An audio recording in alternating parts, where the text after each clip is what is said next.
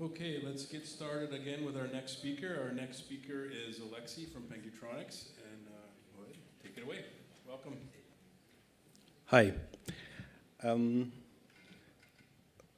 As my colleague reviewed my slides, he said, please remove the word embedded. It's nothing special about embedded here, and Greg will probably say it. So I use my powers. There is nothing special about embedded here.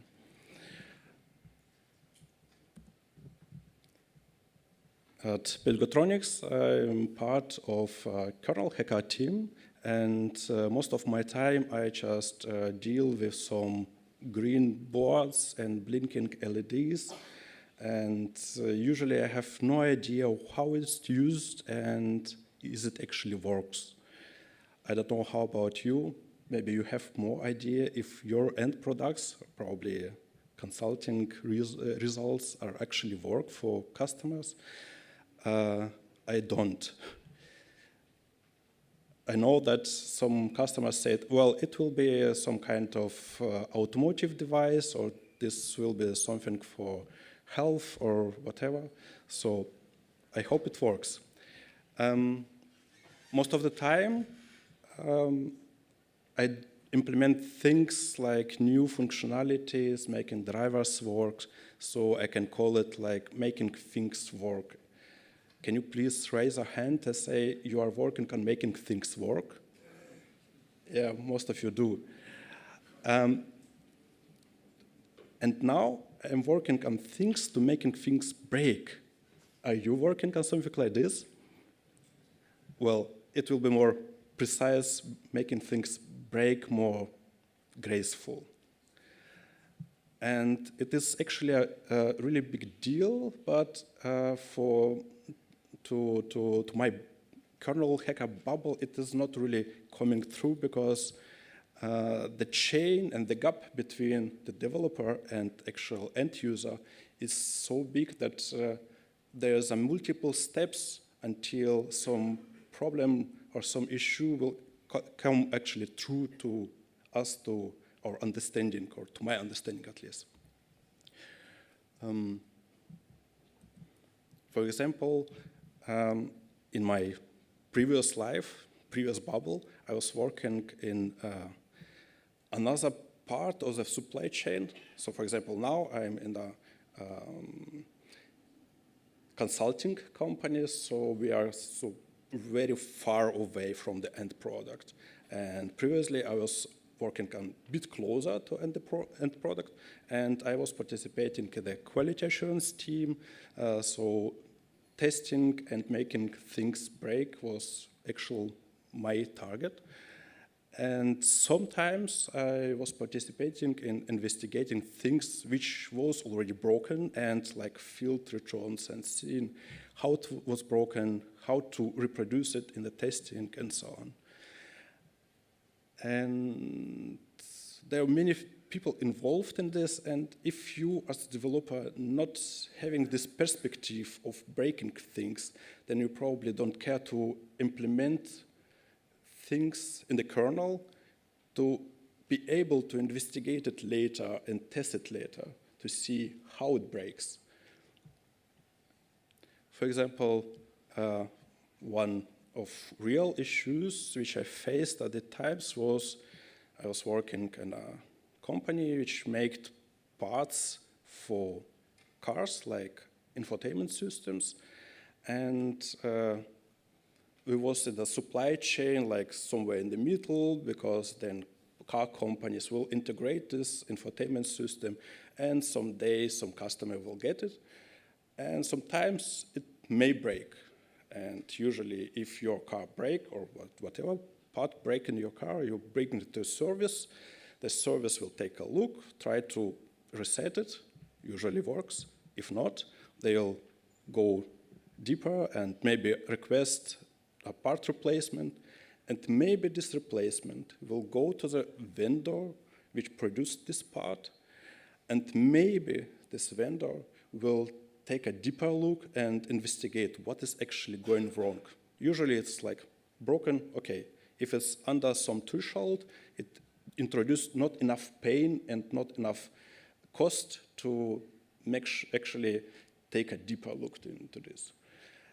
And if it's expensive enough, then some issues may arise, and maybe you'll be involved in some kind of task force to investigate what is actually going wrong. And if you was lucky enough, and some engineers predicted what things may go wrong and integrated enough instruments into this, then you maybe will get a clue what is actually breaking. There's a lot of maybes. So, who will get usual pains? Well, actual vendors will get pain.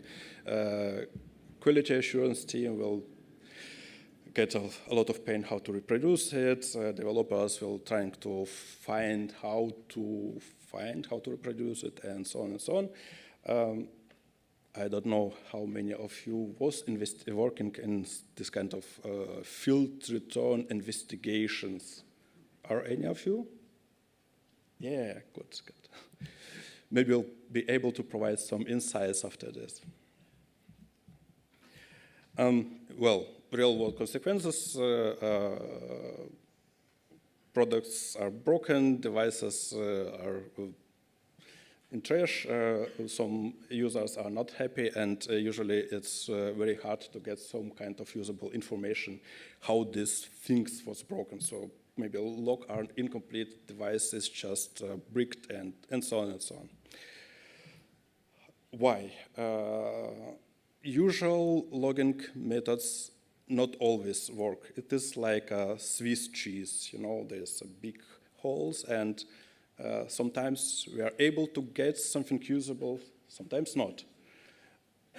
And if in case your eMMC died, or NAND, or whatever kind of storage, then, well, there's no logs which will be able to provide you any usable information.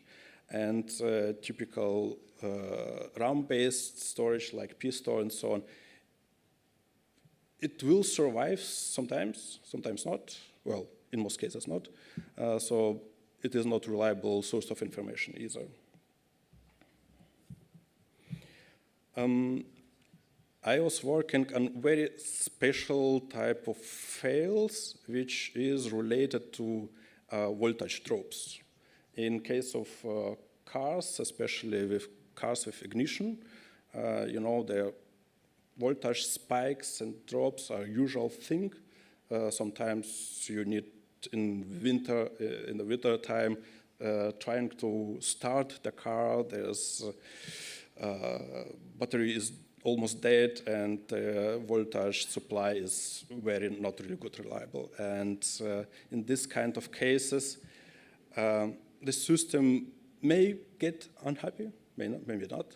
Maybe user just or technician just unplugged the battery while the infotainment system was probably doing something special.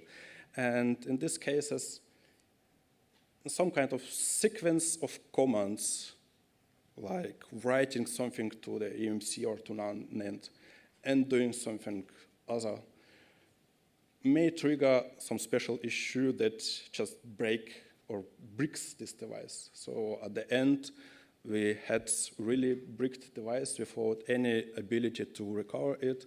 eMMC was just dead and not responding at all. To address these issues, we needed to have modified hardware to make software react on detected voltage drop. So first of all, we need a sensor which will monitor voltage supply. Then you usually need some extra capacity to allow device still run, even if supply is already out. And well, we need some kind of interrupt or whatever to trigger, to tell the software that we have some emergency situation. And at the end, we need some kind of reaction to prevent bad things happening. For example, tell the eMMC that we are about to go off and we need to block every write attempts to the eMMC controller and so on. And except of this, we need to monitor and get some metrics if it actually works, if these types of scenarios like undervoltage, crash, and so on, is it actually happening? Because if it's not logged, and it is not logged usually to eMMC, how can we get this kind of information? So you need to have some kind of extra storage, which should have minimal information about last hardware protection trigger or whatever.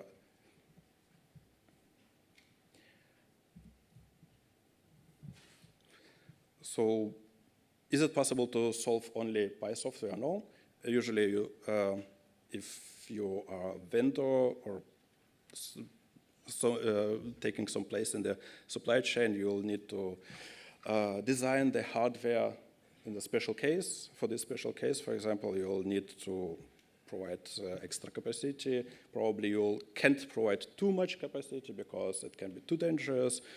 Sometimes there's some extra regulations like, this device will be used in some explosive hazard environment and there is no much capacity is allowed. Maybe it is just too much for different reasons, because if you turn it on and the capacity should actually be charged, then there's too much current flowing over the PCB trails and so on and so on. So there's valid reasons why not to do too much, and if they do provide enough capacity only to cover this special case, then we'll have really tiny window for reaction. For example, in my current project, I have 100 milliseconds to react, and well, it's enough for now, but maybe not enough for some other cases. And I need to repeat that, need to say that in this special case, we don't care about file system integrity. If things are broken on the file system layer, it is not so bad as actual storage device will be corrupt and not working anymore.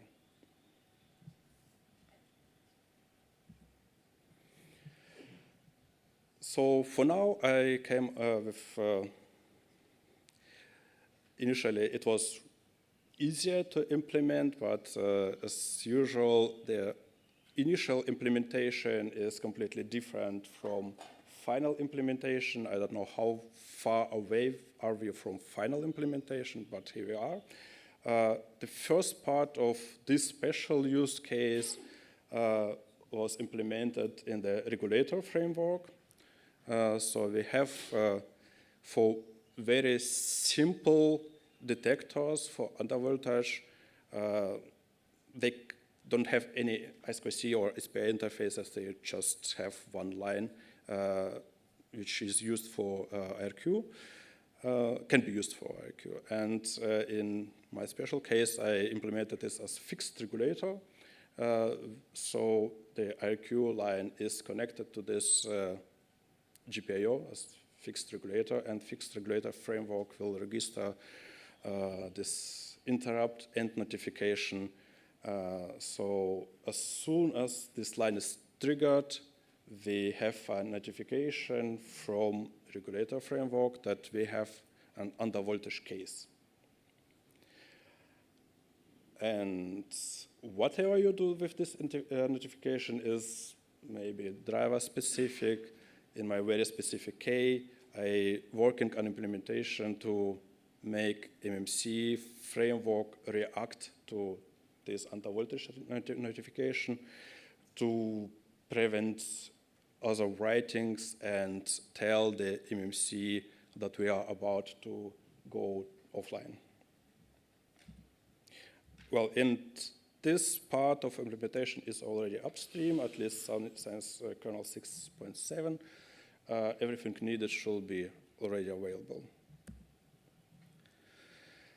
The other part, the consumer, I'm currently working on this, is still on the way. Now it looks more promising. I already got some feedback from Ulf Hansen, maintainer of eMMC framework.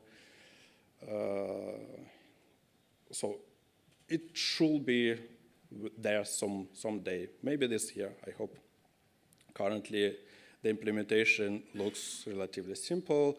There is a regulator consumer in this eMMC framework, which will be registered to every regulator provider. And as well, we have a notification, what is proper word for this? Notification consumer for regulator framework. It will react on the undervoltage signal, and maybe there will be some usable signals as well, probably overcurrent signal or something like this, to tell, hey, there is something wrong, we have supply issues for this storage, and maybe it will be good to do something to do nothing. I mean, not writing to this device is already a good way forward. In case of eMMC, there is a special command which can be used as like a power off short and power off long variants. For under voltage case, I use power off short. Other part of this bigger puzzle picture is something to store the metrics. I created a name which I can't repeat. The reason was, well, we have different variants, like it is shutdown, reboot, maybe exec or whatever. So we somehow changed the functional state from this to life after death. And we need to store things somewhere. In my very specific case, we have on boards an RTC clock with some scratch bits of information. There's, more specifically, there's 7 bits, so I can store a lot of information there. And this RTC clock is backed up with some extra batteries, so it is perfectly usable for this very specific use case. In case where we have no more power, the RTC clock will be able to store it. So it works like simple. Everything what is able to trigger a hardware protection event with some rework, it will be setting an event number instead of the string. So we will need some kind of standardization within the kernel to have numbers instead of strings for different events, but these numbers are easier to store in this kind of tiny storage devices, like 7-bit or whatever, maybe even less. Yes, it is currently under upstreaming phase. It looks promising, so maybe it will go to next or over next kernel version. Some things should be fixed, but so far it seems to be okay. So how to use all of these things? Well, if you want to play with this, I can tell you exact upstreaming requests and so on, so you can just get it and start playing with it. With already upstreamed parts like regulator, it's very simple. You need to make sure that in the device tree you have consumer, provider, and consumer. The provider should be able to trigger this kind of notification, like under voltage or whatever. And to make things even more protective. I upstreamed some very special device tree property, which is regulator system critical. It means that this specific regulator is somewhere on the root of supply. If this regulator fails, then complete system will not be able to functional stable anymore. And if hardware is designed that it keeps some power in capacitors, then we are able to maybe do some imaging and store last words about how we failed. So if you put this regulator system critical property, then the kernel will initiate a hardware protection trigger or shutdown or reboot or whatever, and take as well the number of this issue which was triggering this hardware protection. For example, is it undervoltage? Is it some kind of overcurrent? It is over temperature? Is it some embedded controller failure or whatever, I can imagine there can be different cases why hardware may fail. Yeah. So this is what you need to do to use this hardware protection trigger for regulator. To make use of this PSCRR framework, after it goes upstream, you'll need to enable it in the kernel. Usually you'll need two parts, the framework itself and some kind of backend. I can assume there can be different type of backends, so I tried to prepare this framework for this case. And at the upstreaming time, I had already some feedbacks that maybe this framework should not only care about writing down this case, but maybe we can support some other providers, for example, hardware-backed providers like power controller, power microcontroller, PMICs, or watchdogs or whatever. If they have one centralized point where we can store this kind of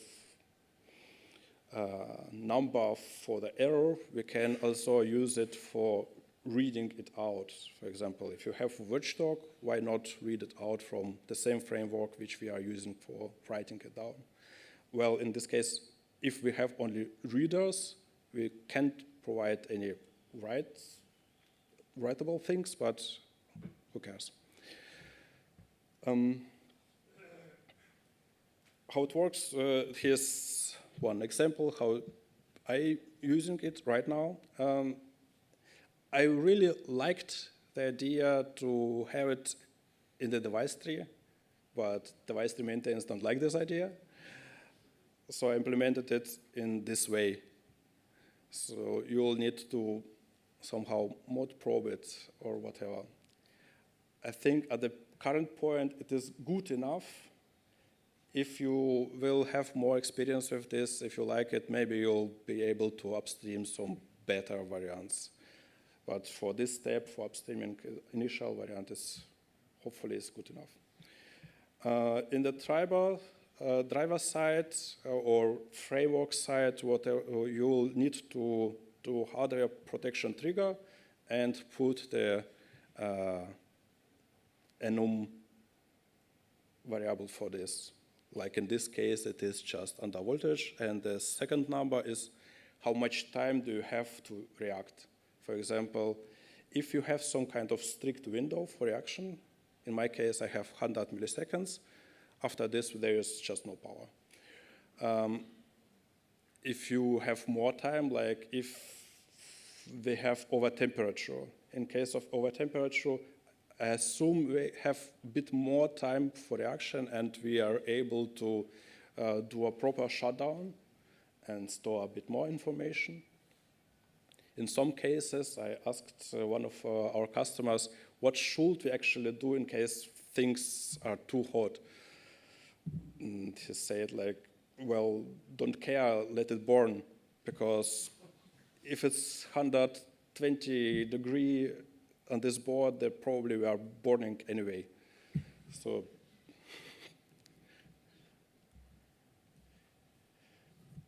yes. So with this motivation, I hope you will be able to give your hardware some ability to tell the last words, and we will be able to get more information how it fails. And I encourage you to test it, give your use cases, and share your ideas.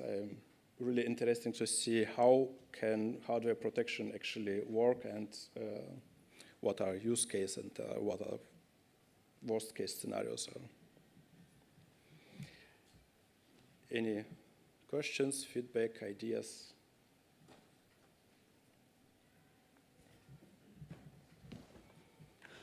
Hello. Apparently, eMMC you mentioned it has a file system, I believe.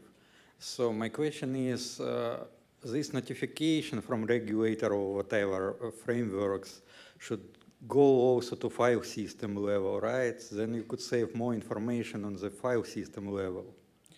Not in this case. In this case, we are protecting not the file system, we are protecting the device itself. So it is, especially if I have 100 milliseconds, then there is no way we can store anything in the file system cache or whatever.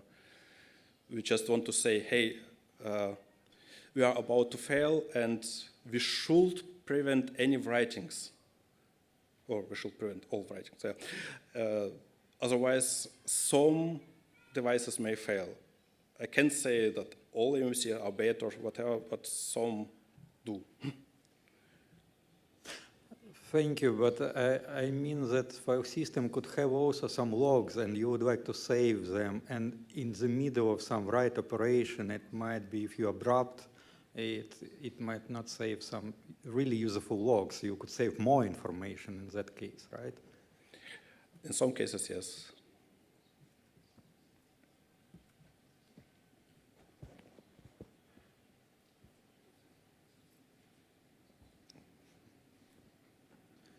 Thanks. Just to add on that, the problem is prioritization. So if you had a framework where you can say this is more important, so protecting the eMMC is more important than writing the file systems, but writing the file system needs to happen before the eMMC. And yeah, and you need to see how much time does every step take and how much do you have left. So it's a much more complicated problem than just trying to protect the hardware. And yeah, I guess you can build on top of that, but it's not an easy problem. And Oleksij already tried. Yeah. I forgot to include here. I also upstreamed one device tree property which tells how much time or capacity this special board has. So by integrating this information into the device tree, the system will be able to shut down properly. But in this case, we will need some extra information that which say, hey, we have enough time to store everything. Like, we have so much capacity that we have 30 seconds to shut down. Great, we don't need to prevent any writings, but we can do some useful work as well.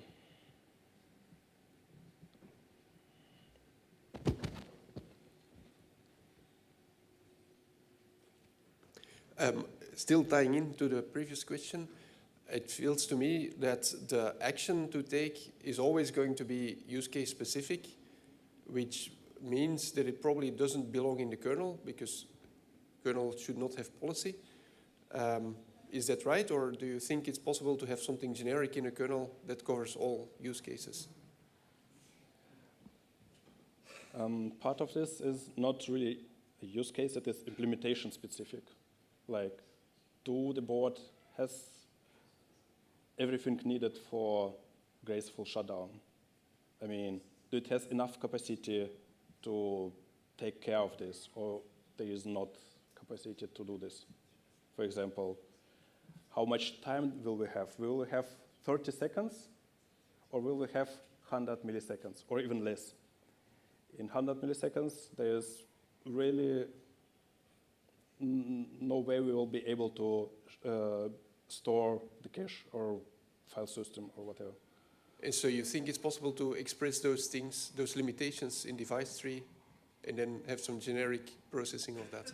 Yes, if it's constraints, yeah.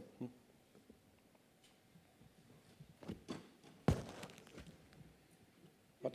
Yeah. No. Sorry. Yes, you mentioned an XCSD command to the eMMC.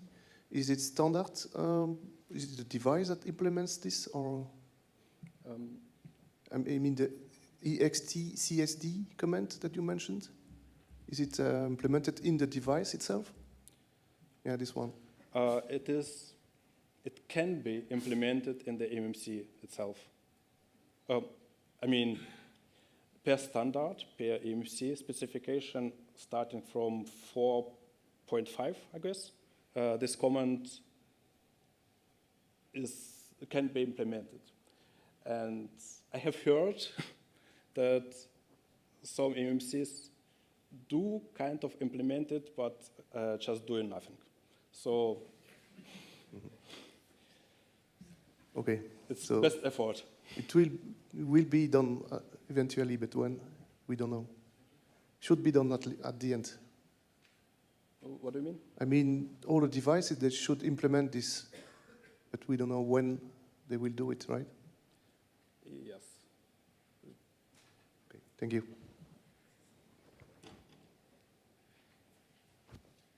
Wait. So I have a question. Is there a policy for aging out reboot reasons? For example, you record that it has had an error and it has rebooted, but then you have a clean reboot. Does it reset the state? Does it keep the state? Currently, I have implemented it in the way it keeps the state after reboot, and the next reboot will overwrite it. So you have to read it out after the system started. And is there a way for example, a logging daemon to clear the state? Like we know that you had a reboot, clear it and be okay? Or is that just at every reboot that it clears the state? Currently, there is no clear policy. We'll need to discuss it. Okay. You're welcome to participate in the mailing list. Thank you.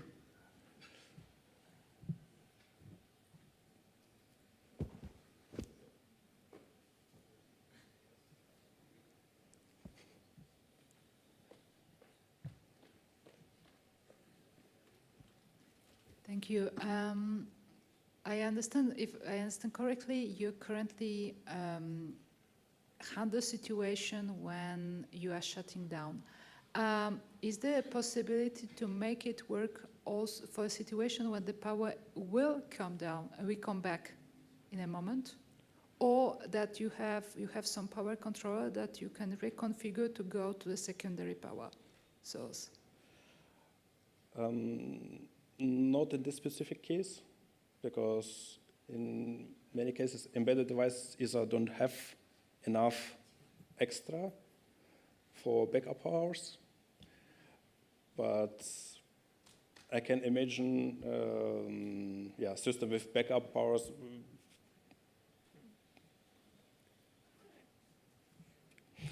There is a room for more implementation, yeah.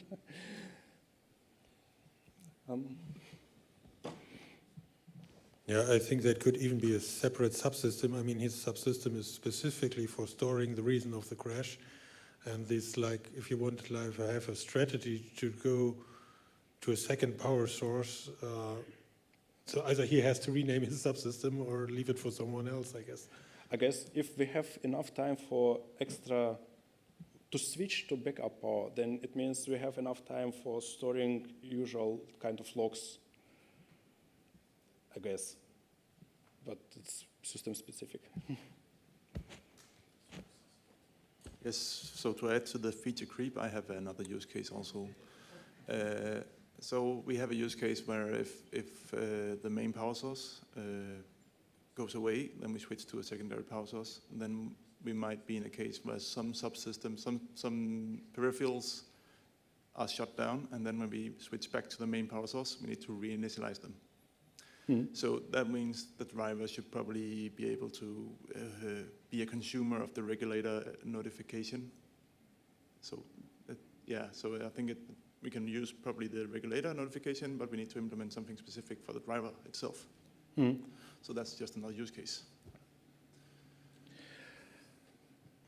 About regulators and extra power sources and so on. I guess it is not. This problem is a bit more brighter. I mean, it's not a problem. It's we have an power source equipment for Ethernet.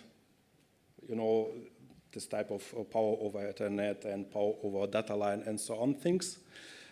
Here's a colleague from Butlin. He is working on this, and this kind of systems, they have actually similar challenges.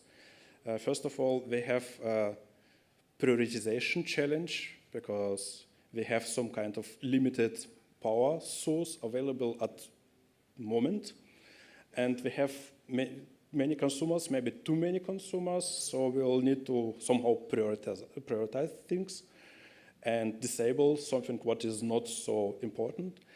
And at the same time, the system may be as complex as having some extra power sources, so multiple power sources, and we should be able to address it somehow too, and probably over regulator framework, because it is not Ethernet-specific problem. So I hope you have time to implement this sometimes. Yeah.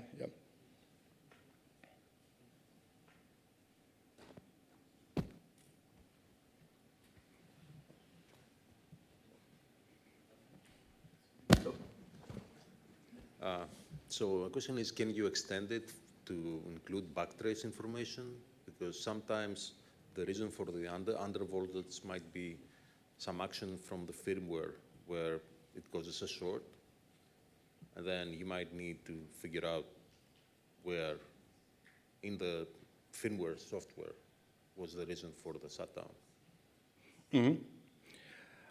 At current implementation point, this patch set, which is on the fly right now for reviewing, I try to rework every hardware protection trigger, and there are already at least one which is comes from embedded controller, so firmware, other firmwares, firmware. Well, firmware is also the software that runs under Linux in those cases. So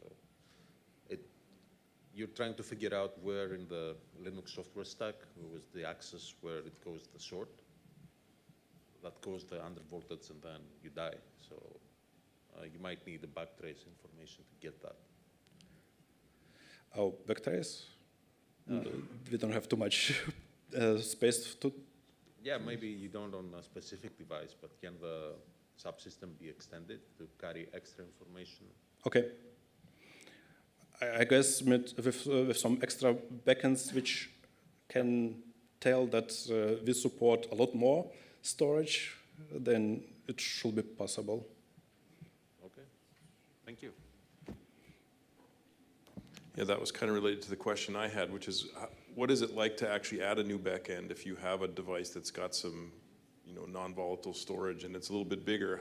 How do you add that to? How do you add your support for your custom backends currently? Currently, there's only one backend for tiny NVMEM storage types, and there we can store only one number, and that's it. But I can assume there are some advanced storages which maybe can save a bit more information, and currently it was not in my scope how to integrate this, but I can imagine how this can be done. But the other example would be like some SoCs have some ranges of registers that are just scratch registers, Yeah. right? That will survive or are likely to survive Yeah. if it's not a complete power cut. And there it might be more than a few bits. You might have, you know, a handful of registers that. In this case, we probably will come another question is, how far is it from pStore? And is it possible to make a pStore a bit more friendly for this kind of devices?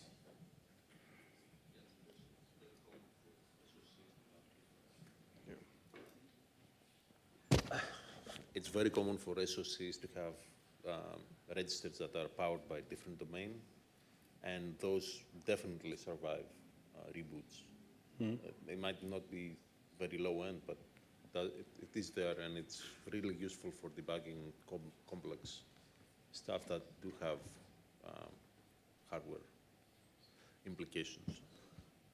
Yep.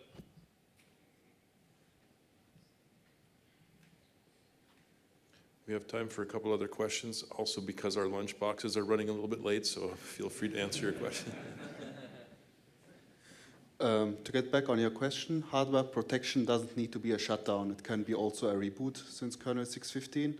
And when you reboot, you could like use pStore to store your backtrace and then in the bootloader do something with it.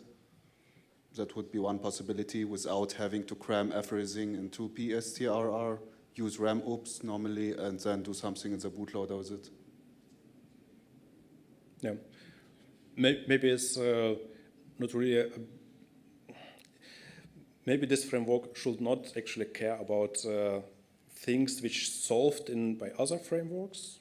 So it's just trying to close some open, not protected parts of the information. I mean, like it's like as I said, it's like a Swiss cheese with big holes. Some parts are covered, and pStore is already good coverage for some of use cases, and some not. And in some situations, we just can't afford so much storage backed with some extra power.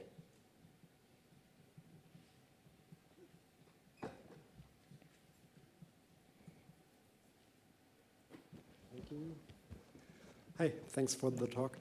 One question, it might be a bit of a side topic, but you focused mainly on power outage or voltage drops. Do you have any numbers or statistics on the number of devices failing due to power outage or due to maybe a failing eMMC chip or something like that, something that this wouldn't detect?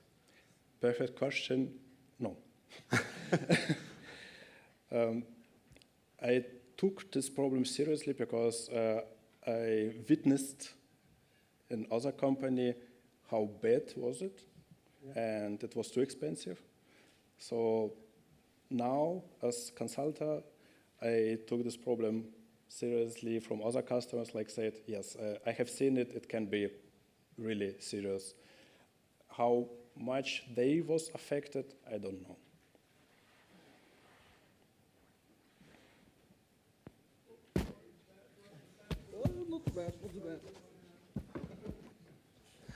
I was just curious, how common is it that RTC devices have scratch bits? Do all of them have it, or just a handful, or you have no idea? Good question. In the kernel, there is one part of code which will save some of information into a typical x86 RTC clock in case of suspend resume cycle fails. So it is very similar approach, but it was only designed for suspend resume cycle. I didn't prepare myself, so you can try to find it. I guess it was provided by Linus itself. So is it good enough? I don't know, maybe. I would say some. It's not like, it's rare, but it's not common, so somewhere in between. Yeah. I would say most of them have, because either they are discrete RTCs, and I would say half of those will have a scratchpad, or they are part of a PMIC, and that PMIC already has an NVMEM part. So I would say you will find some bits to store something there.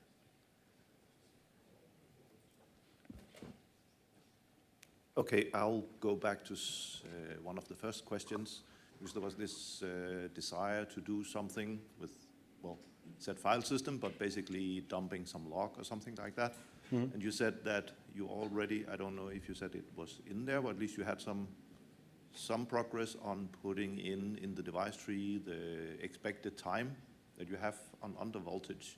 So maybe something, a generic notification for user space, and then when you do the mod probe, then you tell how much time the kernel needs. So if the device tree says I have 700 milliseconds, and when you mod probe it, you say I need 100 milliseconds, then you can send a notification, and then after 600 milliseconds, you just shut down, as you do now. So that would be a rather minimal change to what you have now, and be perhaps good enough for people wanting to do more stuff. So it's about policies, yeah?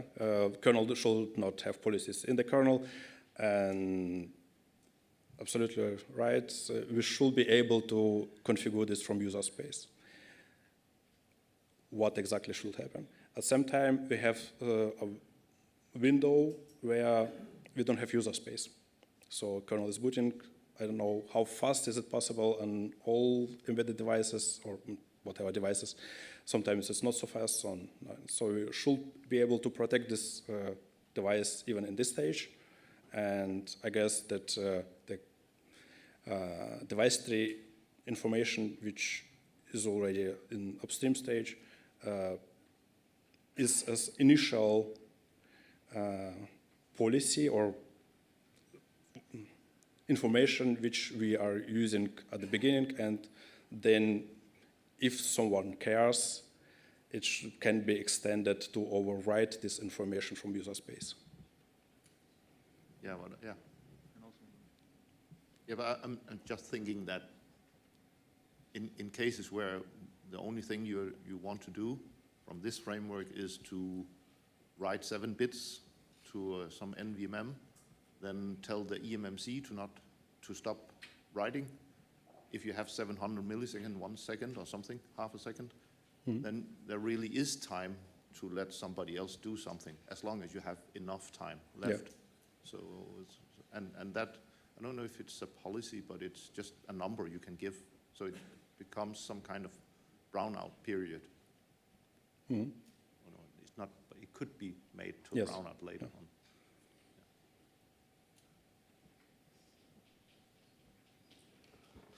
I was wondering if you enter some kind of special execution mode, let's say, like for example when you are in panic. So we are typically using pstore to store information to RAM in these cases. When you are sending these events to devices, if you are entering some kind of special modes, or you are executing things let's say normally, and how this can cope with, for example, real-time enabled kernels.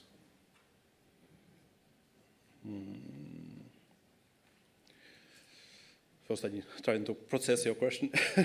I know probably it's a bit of a strange question. So, for example, I tried, for example, the pstore with the eMMC backend, but the eMMC backend for pstore requires the eMMC to be, let's say, provided, or better, the driver to be provided with a special flow for storing data under a panic, or the entire, let's say, eMMC backend won't be available.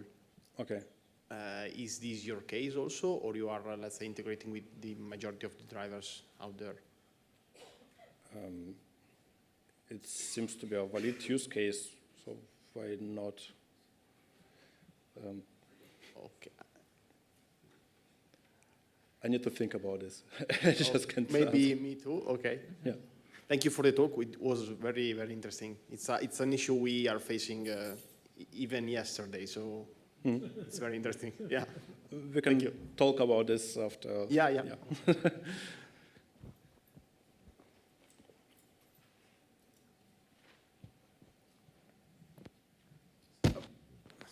Is there a user space notification API for that?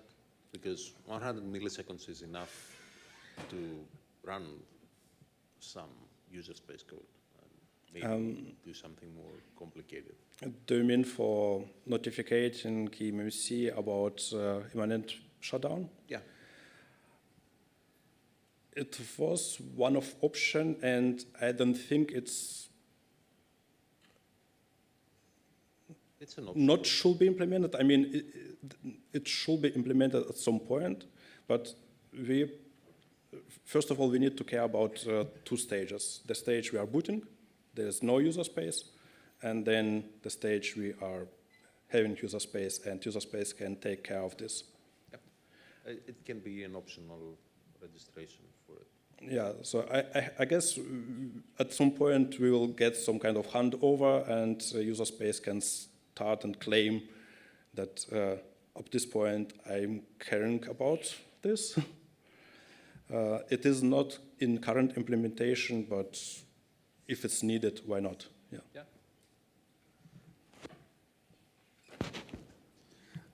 I believe we already have something like that, not in PSCRR, but in hardware protection, because in hardware protection, the kernel starts a regular shutdown with a deadline, and if by that deadline the system hasn't shut down yet, it does it does it atomically, try to reboot.